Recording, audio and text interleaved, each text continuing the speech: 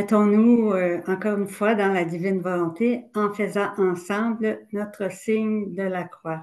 Ô Père, que ta volonté qui s'est révélée en Jésus par la puissance de l'Esprit Saint règne en nous par Marie, Mère de Dieu. Esprit Saint, Sainte Vierge Marie, unissez-nous à Jésus à chaque instant pour qu'ensemble nous puissions vivre dans le cœur de la très sainte Trinité, au nom du Père qui nous crée, au nom du Fils qui nous sauve, au nom de l'Esprit Saint qui nous sanctifie. Fiat, Amen, Alléluia. Alors, aujourd'hui, j'ai choisi une parole de Dieu qui va très bien avec l'enseignement qui va suivre. Alors, il s'agit d'une parole de Isaïe 55, versets 10-11. Ainsi parle le Seigneur. La pluie et la neige qui descendent des cieux n'y retournent pas sans avoir abreuvé la terre, sans l'avoir fécondée et l'avoir fait germer, donnant la semence au semeur et le pain à celui qui doit manger. Ainsi, ma parole qui sort de ma bouche ne me reviendra pas sans résultat, sans avoir fait ce qui me plaît, sans avoir accompli sa mission.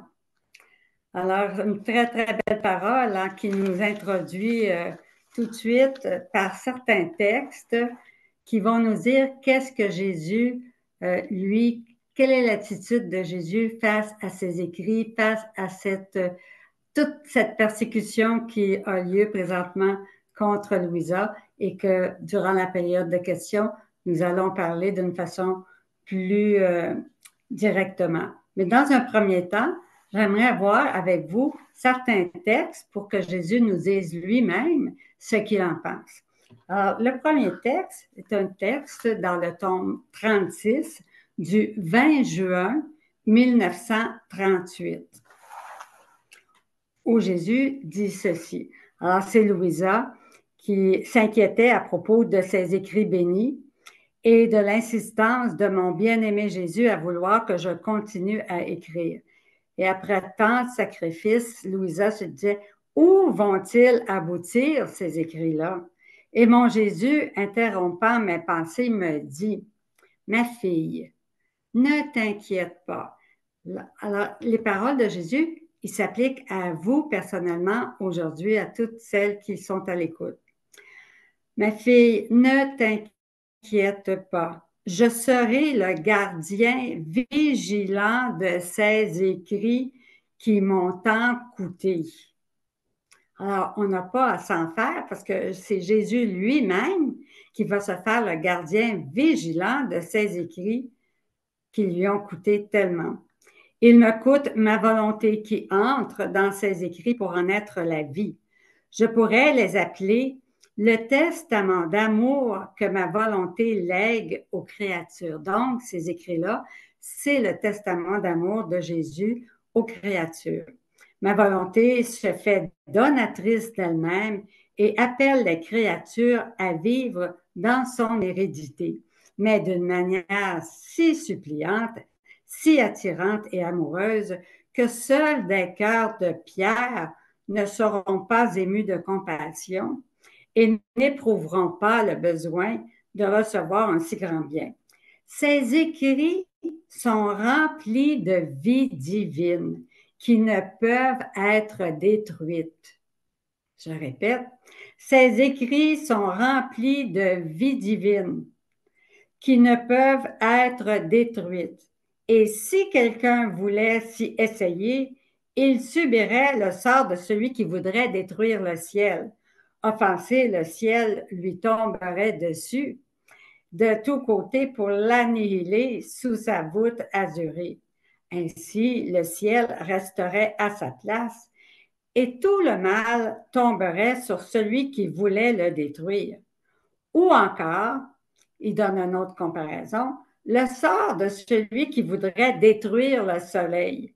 Le soleil se moquerait de lui et le brûlerait. Ou encore, de celui qui voudrait détruire les eaux de la mer le noirait. Rien ne pourrait toucher ce que je te fais écrire sur ma volonté, car je peux l'appeler une nouvelle création vivante et parlante. Ce sera le dernier exutoire de mon amour envers les générations humaines. Plus encore, tu dois savoir que chaque parole que je te fais écrire sur mon fiat redouble mon amour envers toi et également envers ceux qui les liront. Donc, à chaque fois que vous lisez, Jésus redouble son amour envers chacune de celles qui lisent. Pour en rester couvert d'un baume de mon amour. Ainsi, en écrivant, tu me donnes l'occasion de t'aimer encore plus. Et nous, c'est en lisant qu'on donne l'occasion à Jésus de nous aimer encore plus. Je vois le grand bien de ce que ces écrits feront.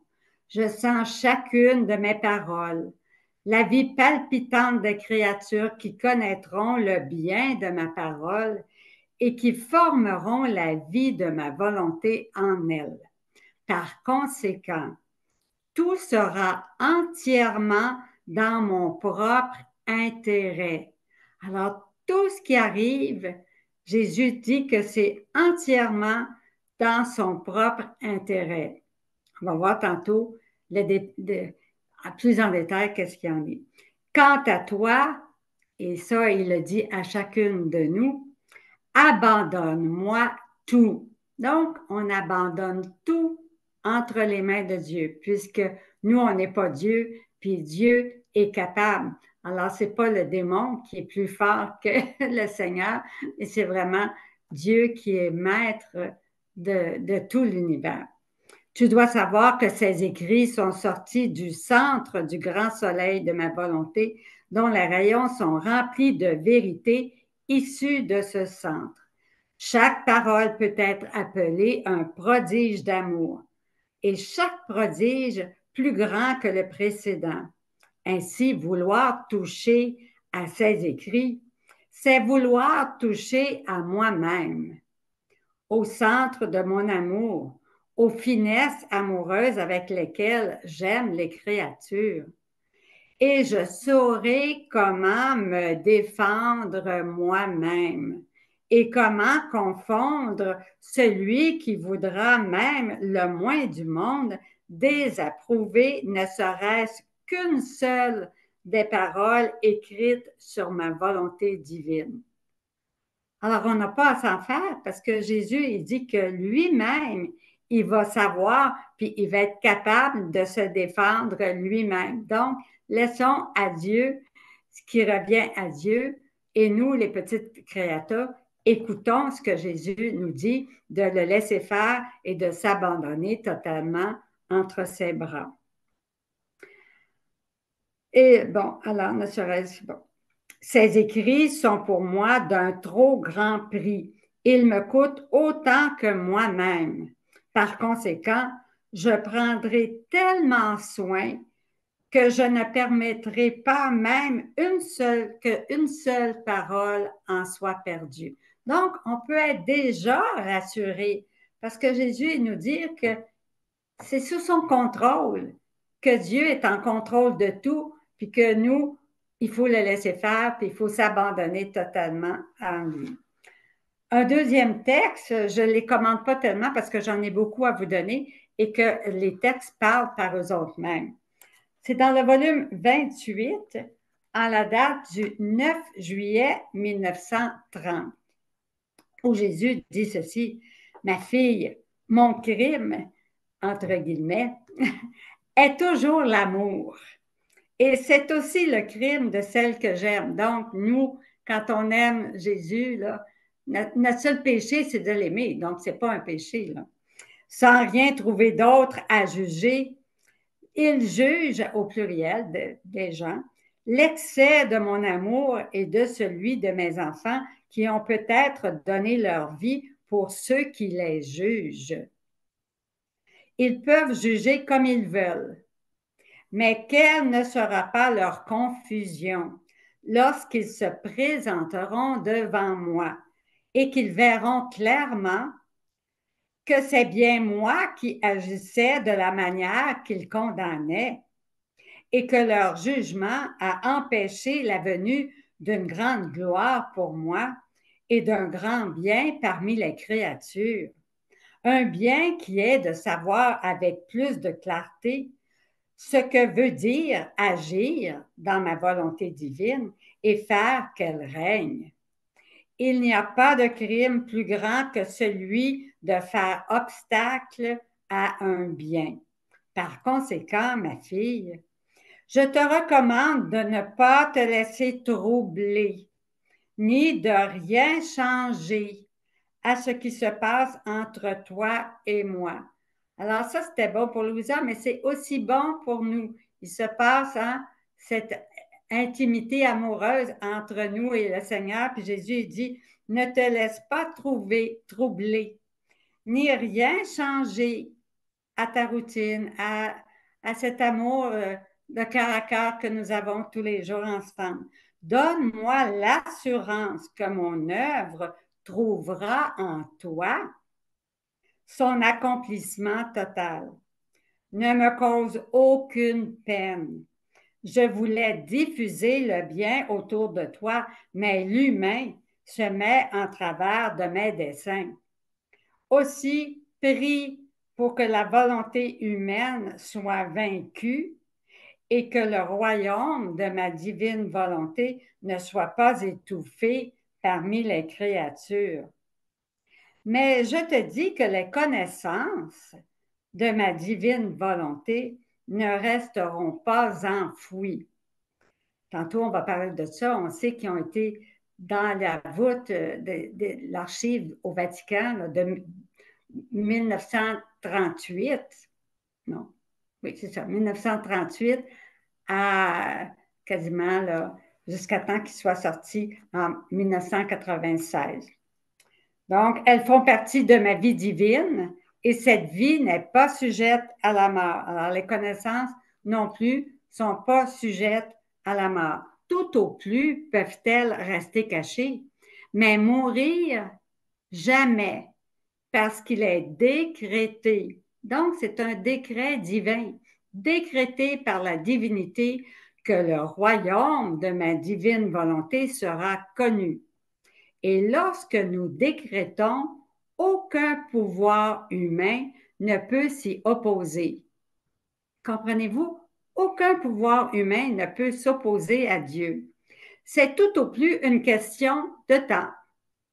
Et en dépit des oppositions et des jugements contraires des personnes en autorité, je ferai comme je le veux. C'est Jésus qui parle. Il va faire comme lui veut. Et si, avec leur jugement, ils veulent enterrer un si grand bien et tant de vie divine de mes vérités, je les écarterai pour faire ce que je veux en plaçant d'autres personnes, plus humbles et plus simples, et mieux portées à croire à mes admirables et multiples manières d'en user avec les âmes. Avec leur simplicité, étant mieux disposés, que ce que j'ai manifesté sur ma volonté est un don du ciel. Et celles-là me serviront admirablement pour propager les connaissances de mon fiat dans le monde. Ainsi, ma fille, ne te tracasse pas en entendant parler de toutes ces difficultés qu'il soulève et ne changeons rien à ce qui se passe entre toi et moi. On a bien compris, on ne change rien de notre vie intérieure avec Jésus, avec Marie, dans la divine volonté. C'est Jésus lui-même qui nous le dit. Continue à faire dans ma volonté ce que je t'ai enseigné. Voilà, l'appel de Jésus dans tous nos actes, etc. Poursuis ton abandon dans ma divine volonté et tes actes en elle, et je ne te quitterai pas. Je serai toujours avec toi. C'est beau, hein? Ça répond tellement déjà là, à des questions qu'on se posait et puis qui ont pu venir troubler nos âmes, mais Jésus va venir nous apaiser complètement. Je vais prendre un troisième texte dans le tome 35, en la date du 21 décembre 1937.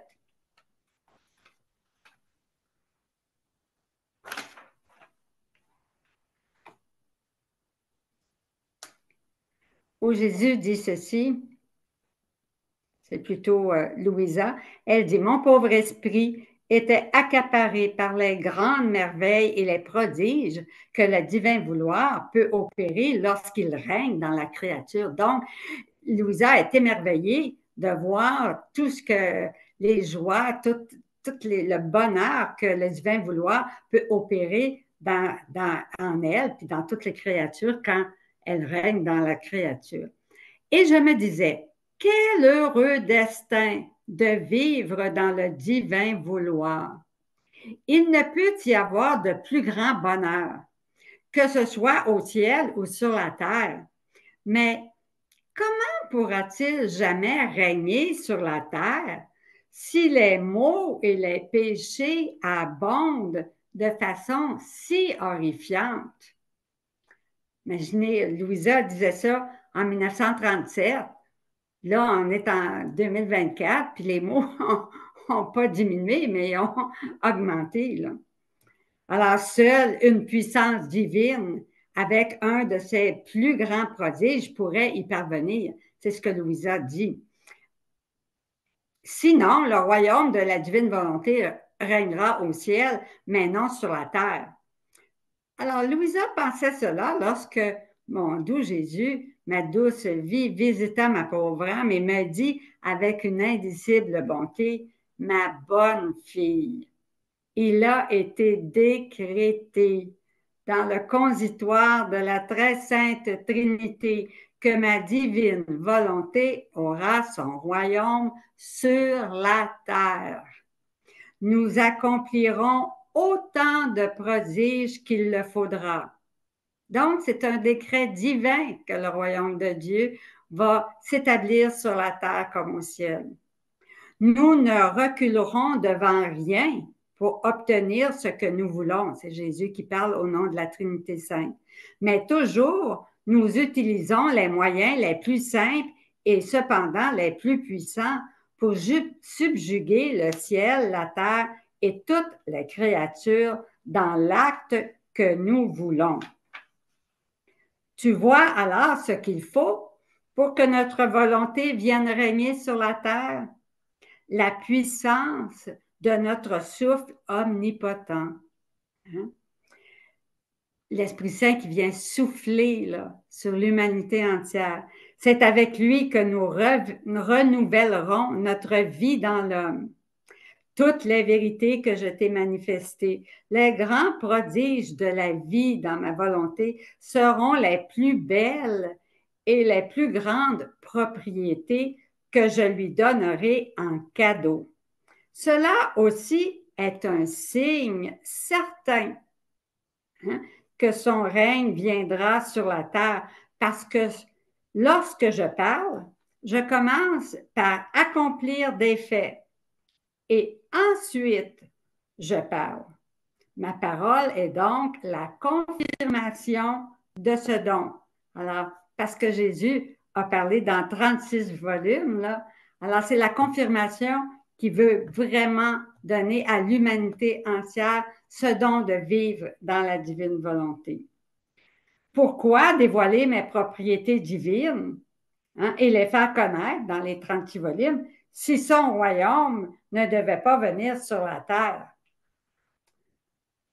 Un autre petit texte dans le tome 16, à la date du 10 janvier 1924.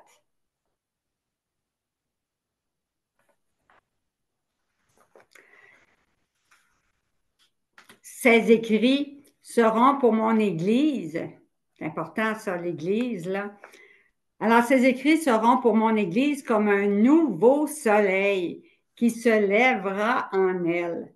Attirée par sa lumière éblouissante, les créatures s'y laisseront transformer et deviendront spiritualisées et divinisées.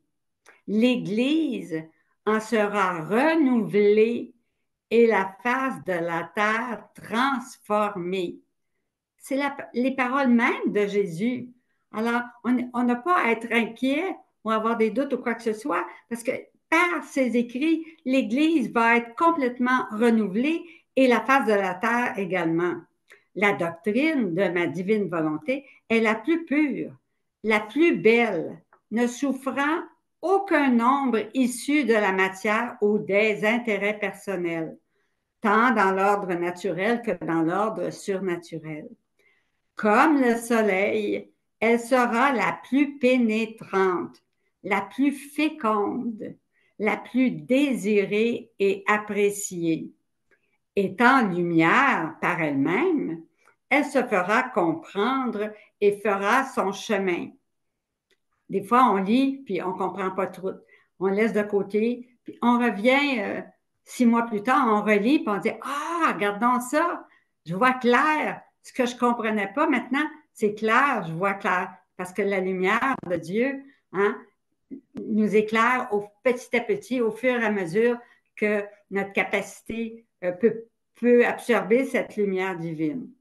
Étant lumière, elle fera son chemin par elle-même. Elle ne sera pas sujette au doute, à la suspicion ou à l'erreur. C'est Jésus lui-même qui le dit là. Hein? Alors, il faut croire Jésus puis être complètement dans la paix. Et si certains mots n'étaient pas compris, ce serait parce que ma volonté dégage trop de lumière qui, éclipsant l'intellect humain, ne permet pas aux hommes de comprendre la vérité dans toute son ampleur. On voit plus clair, il y a trop de lumière. Mais la fois suivante, bien, là, nos yeux sont plus adaptés à cette lumière divine, puis on comprend mieux. Cependant, ils ne trouveront aucun mot qui ne soit pas vérité. Au plus, ils seront incapables de les comprendre pleinement.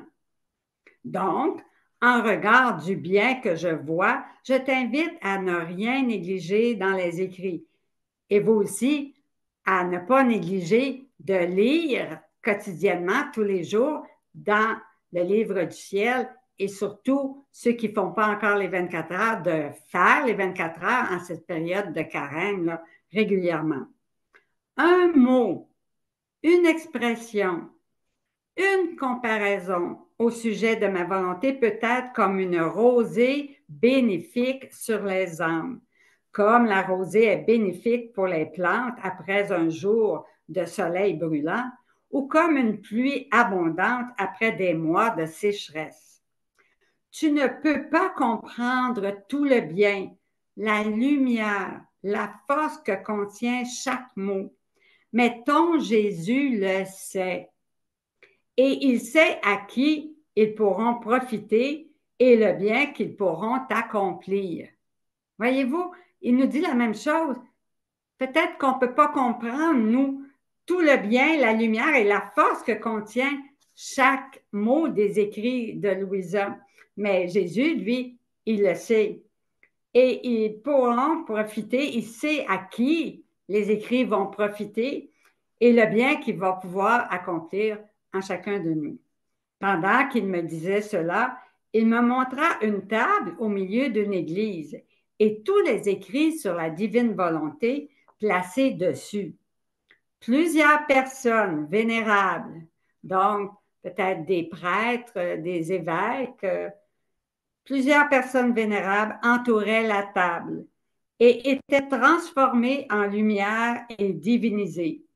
Et quand ces personnes marchaient, elles communiquaient cette lumière à quiconque s'approchait d'elles.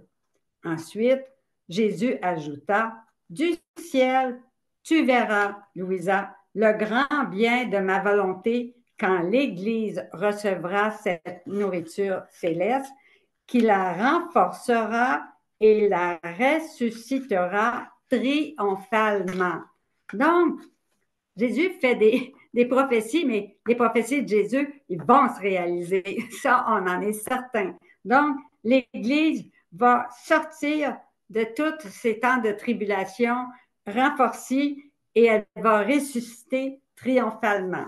Donc, on n'a pas de crainte à avoir de toutes les tribulations présentes. Un autre texte dans le tome 17. Ah oui, ça c'est important. C'est un texte du 22 septembre 1924.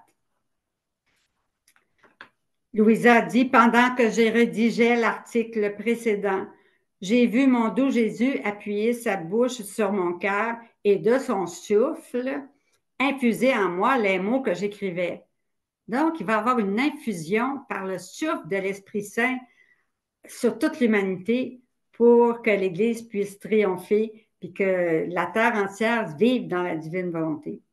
En même temps, j'ai entendu au loin un horrible bruit, comme si des gens se battaient. C'était un vacarme à faire peur. Me tournant vers mon Jésus, je lui dis, mon Jésus, mon amour, quelle est la cause de ce tumulte? On dirait des démons enragés. Qu'est-ce qui les rend si furieux?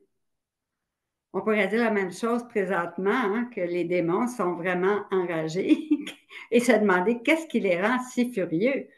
Parce qu'il n'y a rien qui peut plus faire peur aux démons que des gens qui lisent pour vivre dans la divine volonté, parce qu'une fois qu'on vit complètement dans la divine volonté, bien, c'est perdu pour le démon. Alors, il va tout faire pour vous éloigner de cette vie dans la divine volonté, des écrits de Louisa Picaretta, pour que vous ne viviez pas dans le royaume de la divine volonté, pour que lui puisse... Alors là, il fait du tapage extraordinaire parce qu'il sait que son temps est compté. Jésus me répondit, ma fille, ce sont exactement eux les démons. Ils ne veulent pas que tu écrives sur le sujet de ma volonté.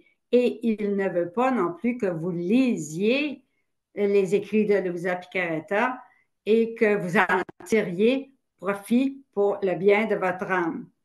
Quand ils te voient écrire ou lire les vérités particulièrement importantes concernant la vie de ma volonté, leur souffrance aux démons redouble et ils tourmentent encore plus tous les damnés. Donc, il devient encore plus souffrant, puis ils s'en prennent à tous les damnés, imaginez. Alors, le tumulte est là. Ils craignent beaucoup que ces écrits sur ma volonté soient publiés parce qu'ils craignent de perdre leur royaume sur la terre qu'ils ont acquis lorsque l'homme, se retirant de la divine volonté, donnant libre cours à sa volonté humaine. Alors, les démons, présentement, ils craignent tellement là, que ceux qui lisent les écrits de Louisa, qui veulent vivre dans la divine volonté, que ce soit le règne de Dieu qui arrive, puis que le règne de Satan soit terminé. Alors, il va vraiment faire tout ce qui est possible pour vous éloigner des écrits de Louisa. Alors, mais restez fidèles aux écrits de Louisa parce qu'on continue.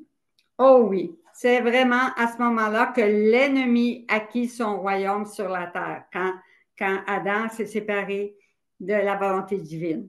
Et si ma volonté en venait à régner sur la terre, ils se précipiteraient d'eux-mêmes dans les abîmes les plus profonds. Alors, Jésus dit que oui, la volonté divine va venir à régner sur la terre. Alors, les démons, qu'est-ce qu'ils vont faire? Ils vont se précipiter eux-mêmes dans les abîmes les plus profonds de l'enfer. Voilà pourquoi ils ragent avec tant de furie. Ils sentent la puissance de ma volonté dans ces écrits. Et la simple possibilité que ces écrits soient publiés les rend furieux. Alors, on comprend un peu hein, tout ce qui peut se passer à l'heure actuelle, c'est que les démons sont vraiment furieux présentement. Ils font tout pour empêcher la réalisation d'un si grand bien. Quant à toi, quant à chacune de vous, ne leur prête pas attention et apprends de cela à apprécier davantage mes enseignements. Donc, appréciez davantage les écrits de Louisa Picaretta. Un autre texte, dans le tome 36, à la date du 18 septembre 1938.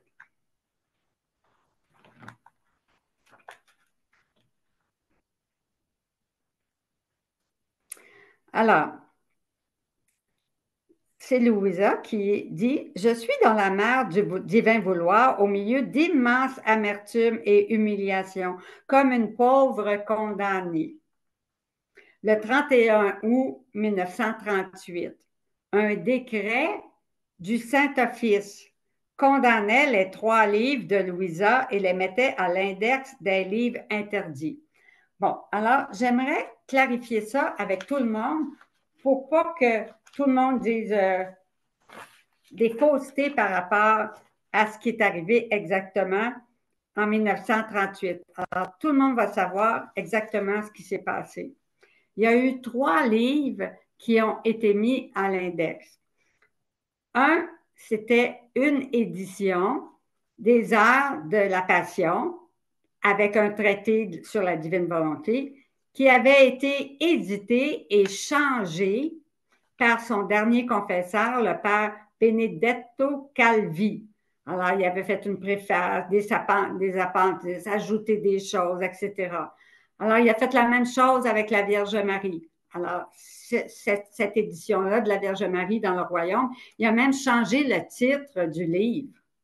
Alors, le père Benedetto Calvi, qui était le 5e confesseur de Louisa, là, à cause de tous ces changements-là, ces 2 livres-là ont été mis à l'index, mais on sait très bien que par la suite, il y a eu plusieurs autres éditions des 24 heures de la Passion qui ont reçu de nombreux imprimatours, de nombreux évêques à travers le monde, et la Vierge Marie également. Alors, on peut se fier parfaitement à ces 2 livres-là parce que l'édition des 24 heures qui avait été condamnée et celle de la Vierge Marie, ils ont été complètement enlevées sur le marché. Elles n'existent plus. Et le 3e livre est un traité, une compilation qui était faite à partir des premiers volumes de Louisa, une compilation qui s'appelait « Dans le royaume de la divine volonté ». Et ce traité n'a jamais été publié. Donc, il n'a jamais été publié. Il est mort dans l'œuf, comme on dit. Alors, il a été enlevé complètement détruit. Et ces 3 livres n'ont pas été, ont été enlevés tout simplement. Et ça n'a pas nui au procès de béatification de Louisa Picaretta. Alors, en mai 1938, sous le pape Pie XI, un délégué s'est rendu chez Louisa avec comme pour mission d'aller récupérer ces 3 livres-là. Okay. Mais lui, une fois sur place, il a pris également tous les volumes du livre du ciel du tome 1 au tome 34. Louisa était en train d'écrire le 35 et 36, donc il a jeté un œil, puis il a laissé ça à Louisa, le 35 et le 36, mais il est parti au Vatican avec le livre du ciel, tome 1 jusqu'à 34, ainsi que les 3 livres dont on vient de parler. Alors, Louisa, elle a écrit une lettre en 1938. C'est pour vous montrer l'obéissance de Louisa à l'Église.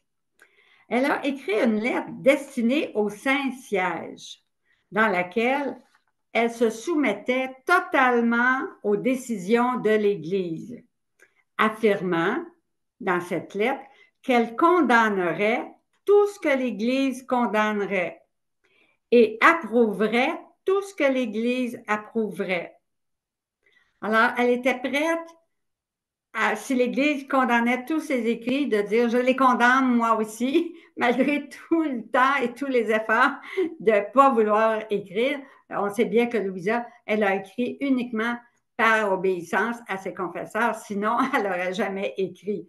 Alors, Louisa a toujours été dans l'obéissance, puis elle aimait beaucoup mieux être une fille de l'Église que d'être séparée de l'Église. Donc, elle condamnerait tous ses écrits si l'Église les condamnerait, mais qu'elle approuverait tout ce que l'Église approuverait. Puis, son archevêque a lu cette lettre-là, puis il a dit à Louisa que ce n'était pas nécessaire de l'envoyer au Vatican. Alors, les 34 volumes du Livre du ciel ont été consignés dans les archives du Saint-Office, maintenant appelée la Congrégation pour la doctrine de la foi, sous le cardinal Joseph Ratzinger.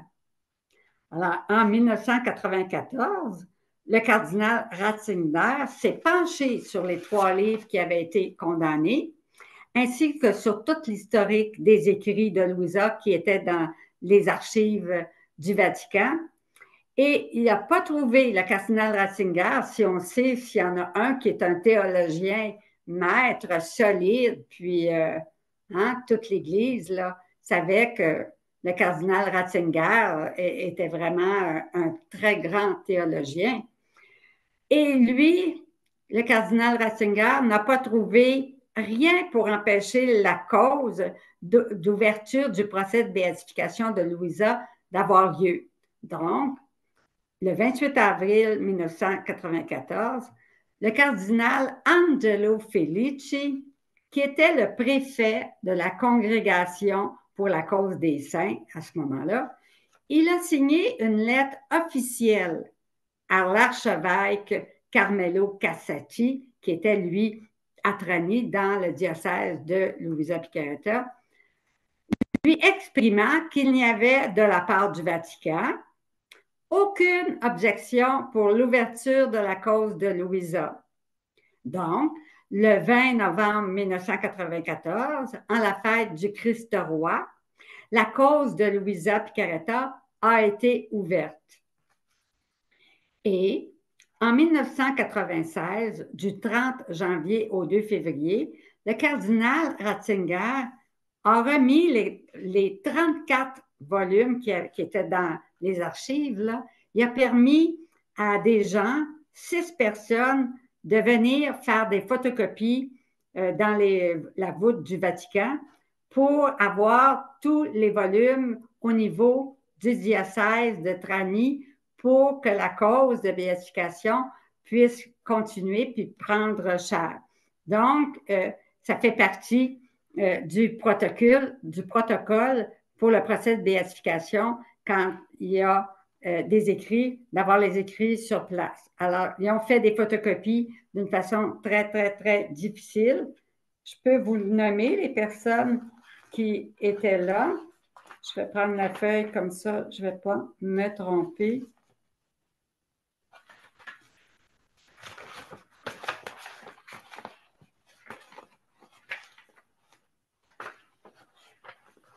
Je pourrais vous le dire de mémoire, mais sinon, on le verra tantôt.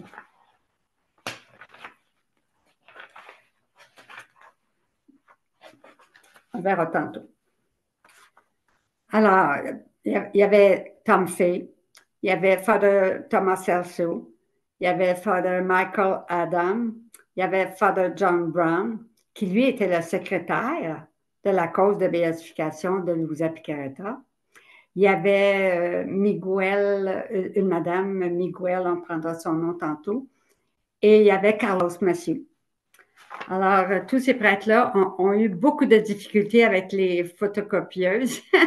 Ils ont été obligés d'en acheter des nouvelles. En tout cas, ils ont eu tous les embûches possibles et impossibles, mais finalement, ont réussi à photocopier et à prendre en photo les 34 volumes qui étaient conservés au Vatican. Et les volumes 35-36 qui étaient déjà avec Louisa, mais ont également été photocopiés et remis à l'archevêque Cassati, qui, lui, s'est occupé de la cause de l'ouverture de la cause de béatification. C'était avec l'archevêque Cassati. Alors, le 4 mars 1997, à l'occasion du 50e anniversaire de la mort de Louisa, le tribunal responsable de la cause ont déclaré à l'unanimité que Louisa avait vécu une vie d'héroïque vertu et ses expériences mystiques étaient réelles. Et elle a reçu le titre de servante de Dieu. Alors, dans le texte du 18 septembre, là, où on parle des 3 livres, là, le livre du ciel n'a jamais été mis à l'index. Ça, il faut que ça soit clair pour tout le monde, que ce sont 2 éditions qui n'existent plus des 24 heures de la Passion et de la Vierge Marie, qui ont été remplacées par des éditions qui ont été approuvées et qui ont reçu nombre d'imprimatures de la part de plusieurs évêques. Alors, sache que ce n'est pas toi qu'ils ont condamné, mais moi avec toi. C'est Jésus qui parle. Je me sens à nouveau condamné, car lorsque le bien est condamné, c'est pour me condamner moi-même.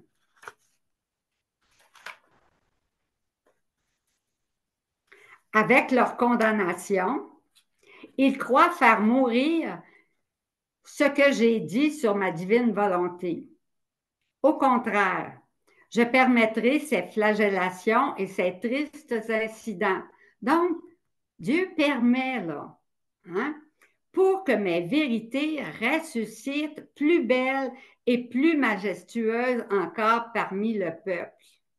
Donc, de mon côté et du tien, nous ne changerons rien. Et de votre côté, avec Jésus et Marie, dans la divine volonté, nous ne changerons rien à notre vie de prière et d'intimité avec Jésus. Nous allons continuer de lire les connaissances, les vérités que Jésus nous donne dans le livre du ciel.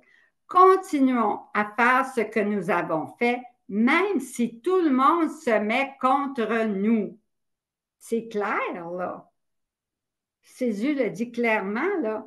Continuons, même si tout le monde sont contre nous. C'est la manière divine d'agir. Voyez-vous, mes pensées ne sont pas vos pensées parce que nous, notre pensée, elle ne pense pas comme ça, mais Jésus, il dit, c'est ma manière divine d'agir, de ne jamais changer dans ses œuvres comme le font beaucoup de créatures mauvaises. Je conserve toujours mes œuvres avec ma puissance et ma vertu créatrice pour l'amour de ceux qui m'offensent. Imaginez-vous. Elle demeure toujours belle et apporte le bien à tous. Si nous changions, toutes les choses iraient à leur ruine. Aucun bien ne serait jamais accompli. Par conséquent, je te veux avec moi dans cette affaire, toujours ferme et sans jamais sortir de mon vouloir, en faisant ce que tu as fait jusqu'à maintenant. Être attentive à m'écouter et être la narratrice de ma volonté. Ma fille, ce qui n'est pas profitable aujourd'hui, le sera demain. Pour Dieu, ce n'est pas plus compliqué que ça. Ce qui n'est pas possible aujourd'hui, le sera demain. Ce qui semble obscur maintenant à des esprits aveugles se transformera demain en soleil pour d'autres qui ont des yeux, et que de bien cela fera. Aussi, continuons ce que nous avons fait. Faisons de notre côté ce qui est nécessaire afin que rien ne manque en matière de secours, de lumière, de bien et de surprenante vérité, afin que ma volonté soit connue et qu'elle règne. C'est le plan de Dieu, c'est un décret. Et Jésus dit que ça ne change jamais les décrets de Dieu. C'est invincible. J'utiliserai tous les moyens d'amour, de grâce et de châtiment. Je toucherai tous les côtés des créatures pour que règne ma volonté. Il y a des gens, là, qui ne se laissent pas toucher par l'amour de Dieu. Pourtant, dans les volumes, c'est rempli de l'amour de Dieu, partout, partout, partout. On est rempli de la lumière de Dieu. Il y en a qui attendent les châtiments pour dire OK, je n'ai pas le choix, OK, je vais revenir. Comprenez-vous? Alors, Dieu, ce n'est pas parce qu'il veut utiliser les châtiments, mais c'est parce que c'est le seul moyen pour certaines personnes de revenir à Dieu. Alors, c'est un grand bien que ces âmes-là puissent, par les châtiments, revenir à Dieu. Et lorsqu'il semblera que le vrai bien doit mourir, il ressuscitera à nouveau plus beau et plus majestueux qu'avant.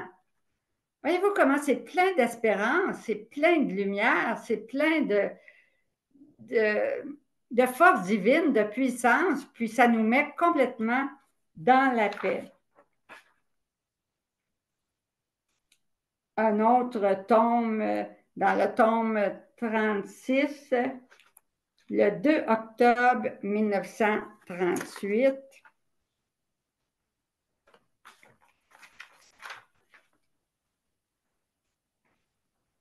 Où Jésus dit ceci: ma fille, courage. Donc, il nous demande aussi d'être courageux parmi tant de tribulations, puis c'est peut-être pas fini non plus. Alors, courage. Si tu te tourmentes, tu vas perdre la force de toujours vivre dans mon vouloir. Alors, arrêtez de vous tourmenter parce qu'en vous tourmentant, vous perdez la force de vivre dans la divine volonté. Ça ne rentre pas, ça, dans la divine volonté, les tourments. C'est du côté du règne de Satan. Alors, on laisse ça de côté. Ne fais pas attention à ce qu'ils peuvent dire ou faire. Vous aussi, là, ne faites pas attention à ce qu'ils peuvent dire ou faire. Parce qu'on va voir tantôt comment est-ce qu'il y a des erreurs, puis comment est-ce que c'est loin d'être la vérité, ce qui s'est répandu partout. Notre victoire, c'est qu'ils ne peuvent pas nous empêcher de faire ce que nous voulons. Par conséquent, je peux te parler de mon divin vouloir et tu peux m'écouter. Aucun pouvoir ne peut s'opposer à nous. Aucun pouvoir ne peut s'opposer à votre vie dans la divine volonté entre vous et Jésus. Personne ne peut toucher à cette intimité entre vous, à cette vie dans la divine volonté. Ce que je te dis concernant mon vouloir n'est rien d'autre que l'application de notre décret pris de toute éternité dans le consistoire de notre sacro-sainte Trinité, que mon vouloir doit avoir son royaume sur la terre. Donc, c'est clair, Jésus l'a dit, là, je l'ai répété à deux endroits différents, que le royaume de Dieu, c'est certain qu'il va venir sur la terre. Et nos décrets sont infaillibles. Personne ne peut s'opposer à leur application. Tout comme la création et la rédemption furent décrétés, le royaume de notre volonté sur la terre est notre décret. Alors, je m'en vais dans le tome 30. Tome 30, un texte du 15 mai 1932, où Jésus dit ceci. Ça, c'est important. Écoutez bien ce texte-là parce qu'il nous parle à travers ce texte-là. Il dit, ma fille, tu dois savoir que si je brûle du désir de voir régner ma divine volonté, je ne peux pas encore faire ce don, car il faut d'abord que les vérités que j'ai manifestées, étant connues des créatures, aient le grand bien de former la vision qui les rendra capables de la comprendre et de se disposer à recevoir un si grand bien. On peut dire que maintenant, il manque aux créatures les yeux pour voir et la capacité pour comprendre la divine volonté. Si je voulais donner le royaume aujourd'hui, ce serait comme donner le soleil à un aveugle. La pauvre petite, tout ayant un soleil tout entier, serait toujours aveugle, son sort ne changerait pas et elle n'en retirerait aucun bien. C'est pourquoi faire aujourd'hui le grand don de ma divine volonté qui, plus que le soleil, changera le sort des générations humaines, serait faire à des aveugles des dons inutiles. Et je ne sais pas donner de choses inutiles. J'attends donc, par conséquent, dans le délire et avec une divine patience, que les créatures puissent non seulement voir le don de mon fiat, mais qu'elles soient capables de l'accueillir en elles pour y former son royaume et étendre son règne. Alors, il faut être, non seulement voir le plan de Dieu qui veut qu'on vive dans sa divine volonté, mais il faut se disposer puis dire oui, fiat, à tout moment, il y a de la résistance humaine en chacun de nous qui doit tomber. C'est un bon temps, le carême, là. Prenez cette résolution-là, là, d'éliminer ces résistances-là qui empêchent Dieu de venir régner totalement en vous. Patience. Par conséquent, et les choses se feront en temps voulu et conformément à notre souveraineté. Donc, Dieu est en contrôle de tout. De tout mal, il va sortir un bien. Dieu, en temps voulu, hein, et conformément à sa souveraineté, va agir comme Dieu va agir, comme lui est capable, et seulement lui. C'est pas le démon qui va gagner, on sait bien, hein? C'est Dieu qui va gagner la bataille et c'est lui qui va venir régner sur toute l'humanité entière. Alors, je vais m'arrêter ici. Il y aurait encore beaucoup d'autres textes là, à dire, mais j'en ai assez dit là. C'est assez intense comme texte là, que vous irez relire parce que ces textes-là nous aident à mieux voir euh, le plan de Dieu sur chacun de nous. Qu'est-ce qu'il attend de nous? Qu'on reste dans la paix, qu'on le laisse faire lui-même, puis que Dieu est en charge de tout.